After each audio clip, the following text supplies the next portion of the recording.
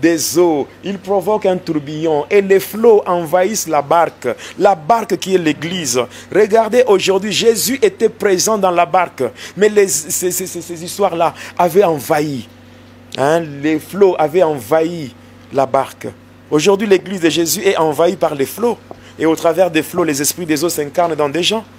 Regardez aujourd'hui les démarches que nous voyons dans l'église. L'église devient une mutualité. L'église devient un club d'amis. L'église devient comme une association socio-culturelle. L'église des dieux, l'église, l'épouse de Jésus-Christ devient un lieu où on fait les défilés des modes, où les femmes avec des habits étriqués, des habits étriqués, des maquillages exagérés, avec en fait une apparence sirénique et toutes ces choses. Il y a des pasteurs qui tombent dans l'adultère.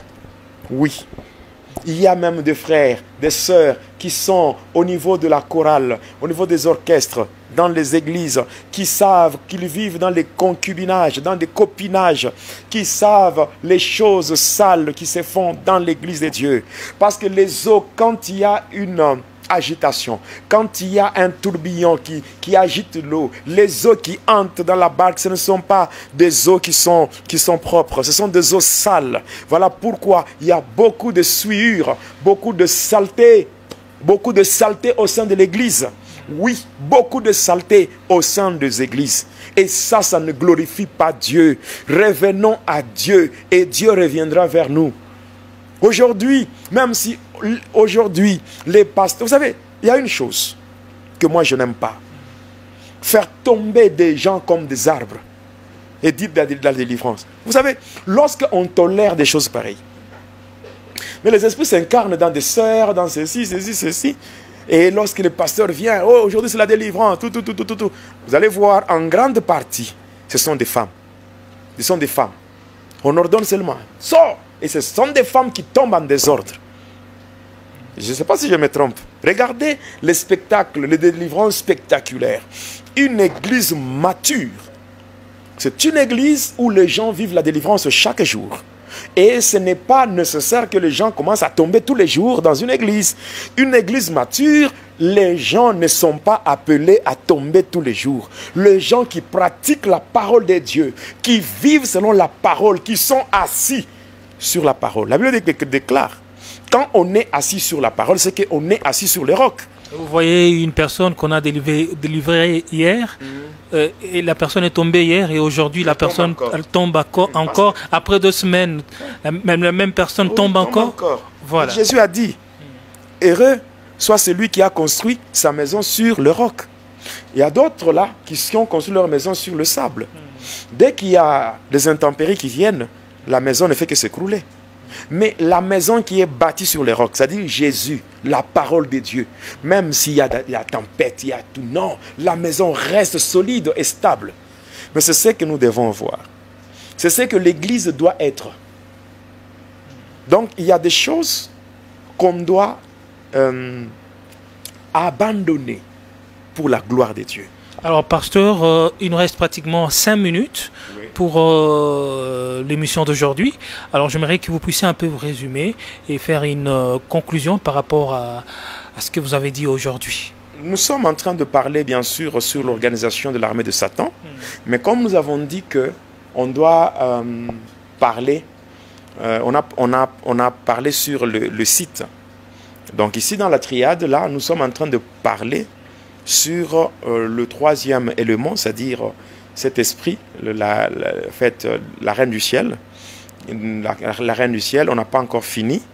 Et nous sommes en train de décortiquer les différents domaines dirigés par cette entité démoniaque ou cette dame de ténèbres. Alors là, nous mettons un accent particulier sur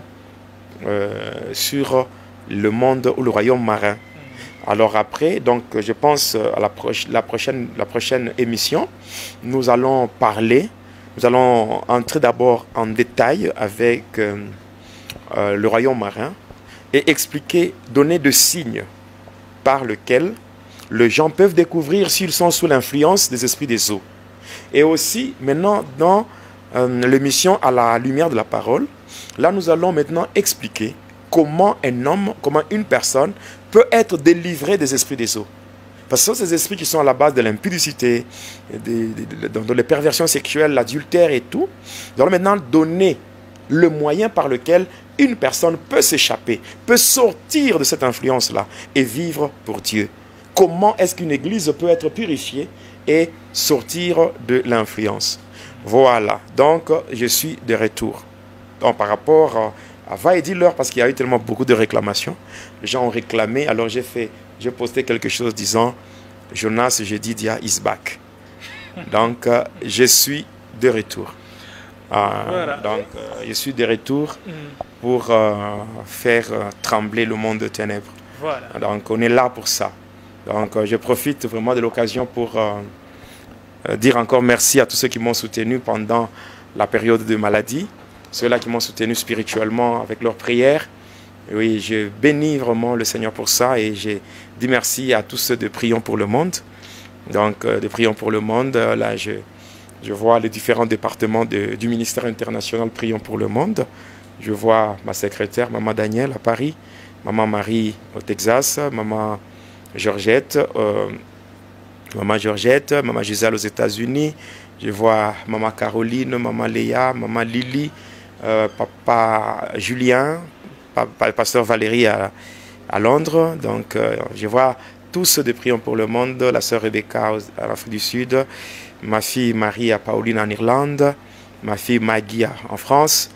Donc ils sont nombreux, le pasteur Isaac Inoussa au Niger, mon frère qui est à Johannesburg, mon frère Simon Zabana.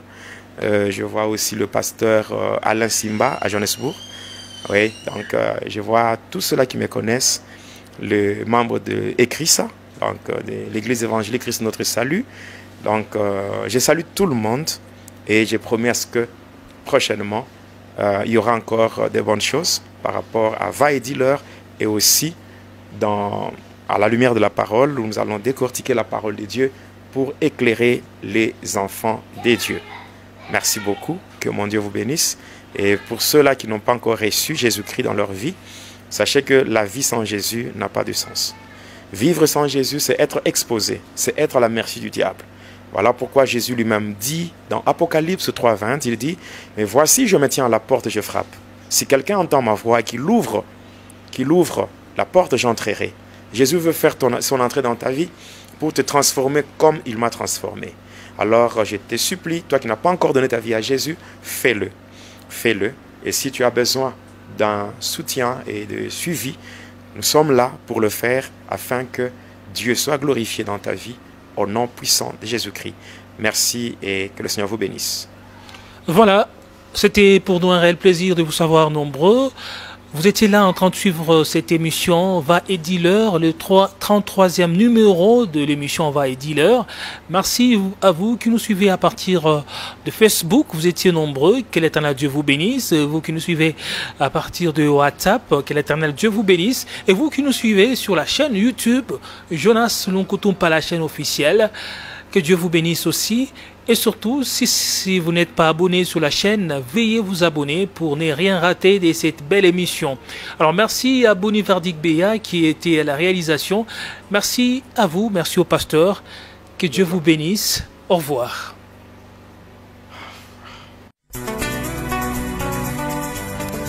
Téléspectateurs de la chaîne YouTube Jonas Lonkotumpa, la chaîne officielle, suivez désormais votre nouvelle émission Va et dis-leur.